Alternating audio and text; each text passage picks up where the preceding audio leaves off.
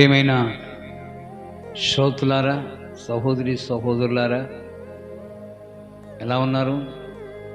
బాగున్నారా? మీరందరూ బాగున్నారని నేను ఎంతగానో సంతోషిస్తున్నాను. ఈ ఉదయకాంతి సమయంలో మరో వాగ్దానంతో దేవుడు మీ మధ్యకు నడిపించిన విధానముకై దేవునికి కృతజ్ఞతాస్తుతులు చెల్లిస్తున్నాను.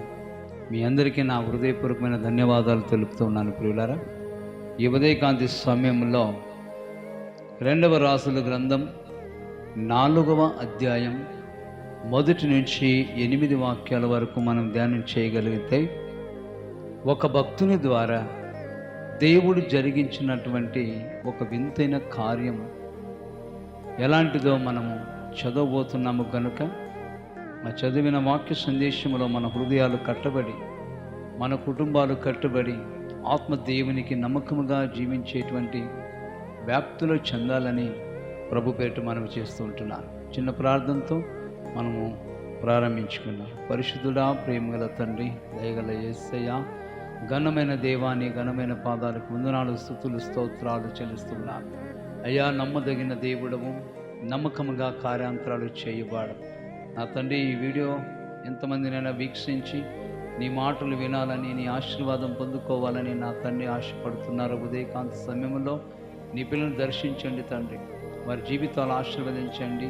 వినగలిగే చెవులు, గ్రహింపగలిగిన మనసును, స్వేచ్ఛను మీరు అందించి నైనా నీ నామానికి మహిమ తెచ్చుకోమని అడుగుతున్నాను. నా దేవాని దాసులను నన్ను కూడా తండ్రి పురిపీఠ మీద నిలబెట్టాం. నైనా నీ ఆత్మాభిషేకంతో నింపి అమూల్యమైన వాక్కుల చేత ప్రభువ ప్రతి ఒక్కరిని హెచ్చరించి బలపరిచి నీ సన్నిధానంలో అరికట్టమని కోరుతున్నాను. ఆశీర్వాదకరంగా, ధన్యతకరంగా మాట్లాడమని, జరిగించిన నామానికి మహిమ తెచ్చుకోమని మా ప్రియ రక్షకుడైన యేసుక్రీస్తు వారి అతి శ్రేష్టమైన నామంలో ప్రార్థించి దీన మనసు కలిగి వేడుకొనిచున్నాను తండ్రి, ఆమేన్. మంచిది ప్రియులారా, ఈ ఉదయకాంతి సమయంలో మరి ఎలీషా ప్రవక్త దగ్గర ఆయనకు శిష్యునిగా ఒక దైవజనుడు ఉండేవాడు నమ్మకంగా. ఆ దైవజనుడికి మరి లోబడుతూ ఆ ఎలీషా ప్రవక్త అనే దైవజనుడు ఏ పని చెప్తే ఆ పని చేసుకుంటూ దేవునిలో ముందుకు కొనసాగుతూ ఉండేవాడు. కొంతకాలానికి ఆ సేవకుడు మరి పరిస్థితులు బట్టి, కుటుంబ వ్యాప్తిని బట్టి, కుటుంబంలో జరుగుతున్న అల్లుకోలను బట్టి దేవునికి ఎంతగానో యథార్థంగా, నీతిగా, నిజాయితీగా జీవించిన వాడు అని వాక్యంలో మనం చదవగలుగుతున్నాం ప్రియులారా. కానీ తన భార్య, తన పిల్లలు కూడా దేవుని యందు భయభక్తులు కలిగి జీవించినటువంటి కుటుంబమే. అయితే ఎలీషా దగ్గరికి ఆ తల్లి రావడానికి ఒక కారణం జరిగిందండి. ఏంటిది ఆ కారణం అని అంటే, తన భర్త చనిపోయి తర్వాత వారు దిక్కులేని వారిగా అయిపోయారు. కానీ మరి ఆ విధవరాలు కొద్ది రోజులు ఆగిపోయిన తర్వాత ఎలీషా ప్రవక్త దగ్గరికి వచ్చి, అయ్యా, నా భర్త చనిపోయినాడు. ఇప్పుడు అప్పుల వాళ్ళు వచ్చి నా 2 కుమారులని అతనికి దాసులుగా, అంటే జీతము పెట్టుకునేవారిగా మాకు పంపమనని అడుగుతున్నారయ్యా. ఆ పిల్లల్ని నేను తీసుకుని వెళ్ళి పంపించడానికి ఇష్టపడట్లేదు. కానీ నా భర్త నీ దగ్గర ఉండి దేవుని సేవ చేసిన వాడు, దైవజనుడు కదా. ఈ దైవజనుడిని మీరు లాలించారు, ఆశీర్వదించారని మేము ఎంతో సంతోషంగా మా ఆయన ఉన్నంత కాలం బ్రతికాం. ఇప్పుడు దిక్కులేందానే బ్రతుకుతున్నాను కనుక నా జీవితంలో స్వేచ్ఛ కావాలా, ఆనందం కావాలా, దేవుని ఆశీర్వాదం నా పిల్లలు నాలో ఉండాలని దైవజనుని దగ్గరికి వచ్చి ఆమె ఎంతో ప్రాధాన్యత పడి మాట్లాడుతూ ఉండటం మనం చూస్తున్నాం ప్రియులారా. వాక్య సందేశంలో రాయబడిన మాట, దైవజనుడైనటువంటి ఎలీషా అంటున్నాడు ఆ తల్లితో, అమ్మా, నా వలన నీకేమి కావాలి అని అడిగితే అప్పుడు ఆమె అంటుంది, అప్పులున్నాయి కనుక, తీర్చుకునే పరిస్థితి ఉంది కనుక అప్పుల వాళ్ళు వచ్చి నా 2 కుమారులు తీసుకుని దాసులుగా ఉండడికై తీసుకొని పోతున్నామని అంటుంటే నా ప్రాణం పుట్టుకొని పోతా ఉందంటుందండి. ఆ బిడ్డ కన్నీళ్ళతో మున్నీళ్ళుగా దిగసారి దైవజనుని దగ్గర ఆమె చెబుతూ ఉన్నదండి. ఆమె స్వాస్థ్యం అంతా కూడా తన భర్త నమ్మకంగా దేవుని కొరకు జీవించాడని, దేవుని యొక్క చిత్తాన్ని అందుకొని దైవజనుని దగ్గరికి వెళ్తే నాకు న్యాయం చేస్తాడని నమ్మకముగా వెళ్ళి ప్రవక్త అయినటువంటి ఎలీషా దగ్గర మొరపెడతా ఉంది ప్రియులారా. కానీ ఎలీషా ప్రవక్త కూడా, నా దగ్గర కూడా ఏం లేదమ్మా, నా వంతుగా నీకేం కావాలో అడుగు అని అన్నప్పుడు ఆమె సలహా అడిగింది ఒక్కటే, ఈ సమస్య ఉంది నాకు నాయన, అప్పులు ఉన్నాయి, ఎలా తీర్చుకోవాలా, ఎలా బ్రతకాలా, నా పరిస్థితి ఇది అని ఆమె కన్నీరు మున్నీరుగా మారి ఎంతో విలిపించి ఎలీషా ప్రవక్త దగ్గర మొరపెడతా ఉంటే ఎలీషా ప్రవక్త అంటున్నాడు, సరేనమ్మా, నీ ఇంట్లో ఏమున్నది నాతో చెప్పు అని అన్నట్లుగా ఈ వాక్యంలో మనం చదువుతున్నాం ప్రియులారా.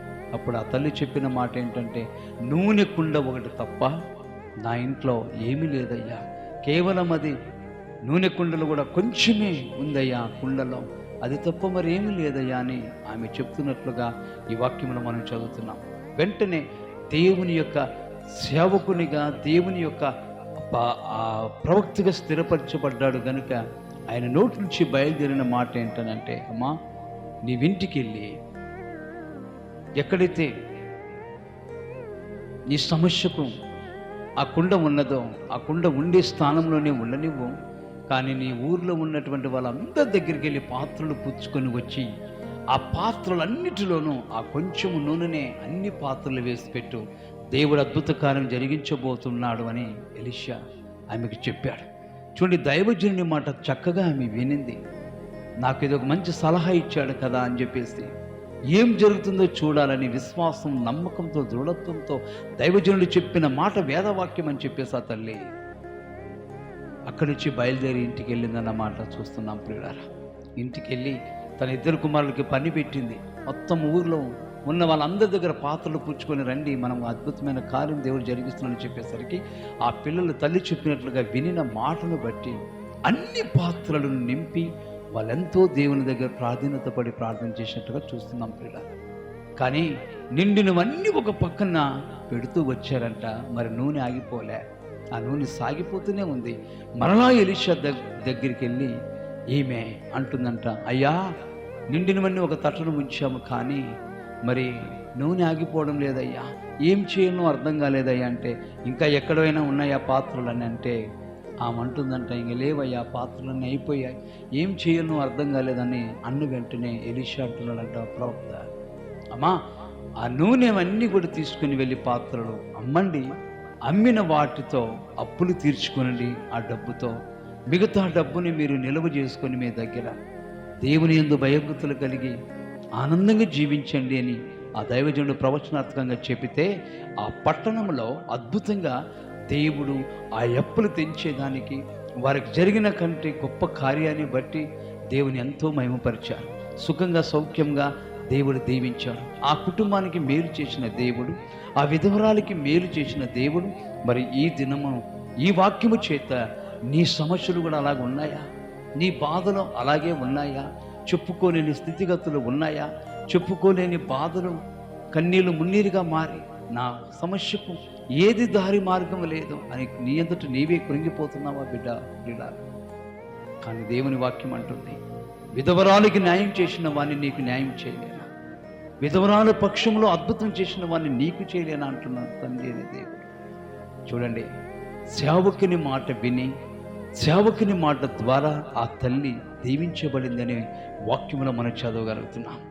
ఈ రోజున ఈ వాక్యం చేత మీరు కూడా ఆదరించబడితే, ఈ వాక్యానికి మీరు లోబడితే, ఈ వాక్య ప్రకారంగా మీరు కూడా అలాంటి దీన మనస్సు, అలాంటి మంచి మనస్సాక్షి కలిగి దైవజనుడు నా కోసమే చెప్తున్నాడు, నా కుటుంబం కోసమే చెప్తున్నాడు, నా పరిస్థితి కోసమే చెప్తున్నాడు, నేను అభివృద్ధి చెందాలా, నేను విడిపించబడాలా, దేవుని నామంలో నేను తప్పించబడాలా, ప్రపంచంలో అందరికంటే సౌఖ్యంగా నేను కూడా జీవించాలన్న ఆశ కలిగిన ప్రాణాలకి యేసయ్య ఈ మాట చెప్తూ ఉన్నాడు.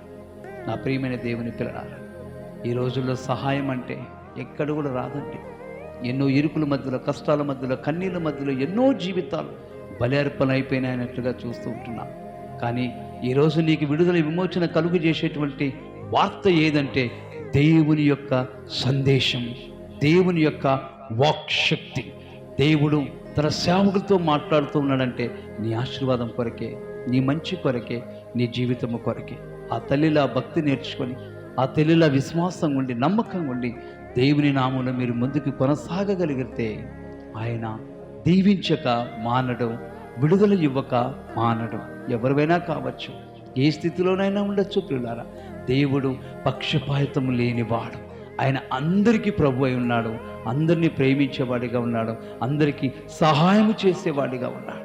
అందుకే అంటున్నాడు, లోకమిచ్చు ప్రేమ నేను ఇవ్వట్లేదు, నా ప్రేమనే మీకు నేను పంచుతున్నాను అన్నాడు తండ్రి అయిన దేవుడు. ప్రియులారా, అందుకే ఈ వాక్యం చేత మీరు బలపరచబడిన వారై, ఈ వాక్యం చేత మీరు ఆదరించబడిన వారై, దేవునికి దగ్గరై, దేవునికి లోబడి, భక్తి వినయాలతో ప్రభు నామమును కొనియాడుతూ ముందుకు సాగి అద్భుతంగా ప్రభు సన్నిధానములో మీరు విడుదల పొంది జీవించాలని ప్రభు పేరిట ఈ 2 మాటలను నేను ముగిస్తున్నాను. ప్రియులారా, చిన్న ప్రార్థన చేసుకున్నాను. దయగల దేవా, కృపగలిగిన తండ్రి నామాన్ని కొందనాలు. ఎలీషా ప్రవక్త ద్వారా జరిగించిన అద్భుతం ఆ విధవరాలకి నేను చేసిన ఘనకార్యంకే నీకు స్తోత్రం. ఈ ఉదయకాంతి సమయంలో ఈ వీడియోనైనా ఎంతమంది వీక్షించారో, ఎంతమంది తండ్రి చూడబోతున్నారో, వారి జీవితంలో అద్భుతం జరుగునుగాక, వారి అప్పు సమస్యలు కొట్టివేయబడునుగాక, వాళ్ళ అనారోగ్యాల స్వస్థతలు కలుగునుగాక, వారి కుటుంబాల్లో మనశ్శాంతి నిండునుగాక, వారి జీవితాల్లో మంచి నాయన అద్భుతం చేయుదుగాక అని ప్రార్థిస్తున్నాను. వినగలిగే చెవులు, గ్రహింపగలిగిన మనసు ఇచ్చిన దేవా, వాళ్ళు ప్రతిరోజు ఆనందం చూచుదురుగాక, వారి పిల్ల పాపలతో సంసార జీవితంలో గొప్పగా వర్ధిల్లుదురుగాక అని ప్రార్థిస్తున్నాను తండ్రి. ఇంకా నాయనా, ఇలాంటి పతనమైపోయే కుటుంబాలు ఎన్నున్నాయో తండ్రి, ఆ కుటుంబాలన్నిటికీ నైనా నీ రక్షణ కల్పించు, నీ సమాధానం కల్పించు, నీ ఆత్మను పంపించు నాయన, నీ కార్యం జరిగించి నామానికి మహిమ తెచ్చుకోమని ప్రార్థన చేయగలుగుతున్నాను. ఇంతవరకు నైనా ఈ వాక్యం చేత నన్ను బలపరిచి, ఈ వాక్యం చేత ప్రభు ఆశీర్వదించి, ఆశీర్వాదకరంగా ఈ వాక్యాన్ని మలిచి మాట్లాడినందుకు స్తుతి, ఘనత, మహిమ, కీర్తి, ప్రభావ, స్తోత్రాలు మీరు పొందమని, ఈ యూట్యూబ్ ఛానల్ మీరు ఆశీర్వదించమని, అందరికీ ఉపయోగం, ప్రయోజనకరంగా ఉండి ధన్యవాదాలుగా చేయమని యేసయ్య శక్తిగల నామములో మమ్ములను మేము తగ్గించుకొని ఉదయకాంత సమయంలో ఈ ఆరాధనతో మీ నామాన్ని గణపరుస్తూ ఆరాధిస్తూ యేసు నామమున ప్రార్థించి పొందుకొని ఉన్నాము దయగల తండ్రి. ఆమేన్, ఆమేన్. మంచిది ప్రియులారా, మరలా రేపు ఉదయం మనం కలుసుకుందాం ప్రభు సన్నిధానంలో. ఈ రోజున ఈ వాగ్దానం ఇచ్చిన దేవునికి మరొకసారి నేను కృతజ్ఞతాస్తుతులు చెల్లిస్తున్నాను. మరి దేవుడు మిమ్మల్ని దీవించునుగాక, ఆశీర్వదించునుగాక. మంచిది. God bless you.